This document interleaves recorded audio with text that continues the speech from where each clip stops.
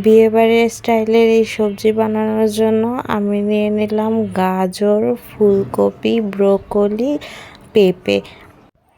এবার প্যানে সামান্য একটু তেল দিয়ে তাতে আমি দিয়ে দিলাম কুচি করে রাখা পেঁয়াজ আর রসুন। পেঁয়াজটা যখন একটু বাদামি কালার হয়ে আসবে তখন আমি একটু মুরগির মাংস কুচি করে দিয়ে দেবো। এবার দিয়ে দিলাম সামান্য একটু আদা বাটা এবং গোটা গরম মশলা।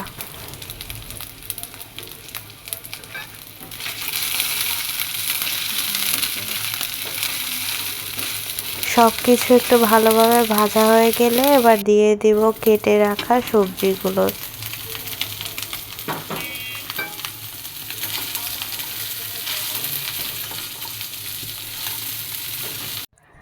দিয়ে দিলাম সামান্য একটু কালো গোলমরিচ গুঁড়ো, পরিমাণ মতো লবণ।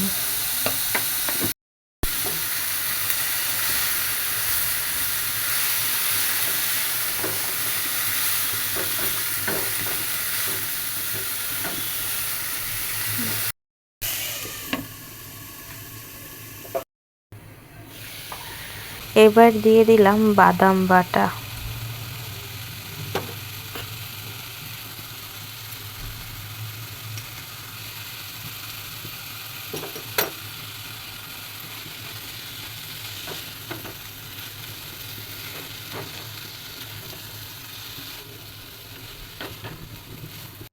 কয়েক টুকরো কাঁচামরিচ।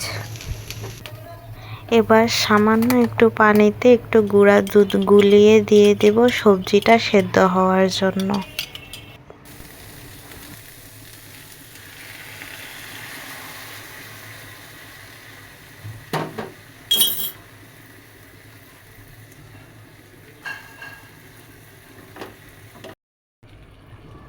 দিয়ে দিলাম সামান্য পরিমাণে একটু চিনি। এবার আধা কাপ পানিতে 1 চামচের মতো কর্নফ্লাওয়ার গুলিয়ে দিয়ে দিলাম। সবার শেষে দিয়ে দিলাম 1 চামচের মতো ঘি। এই তো রেডি আমাদের সবজি।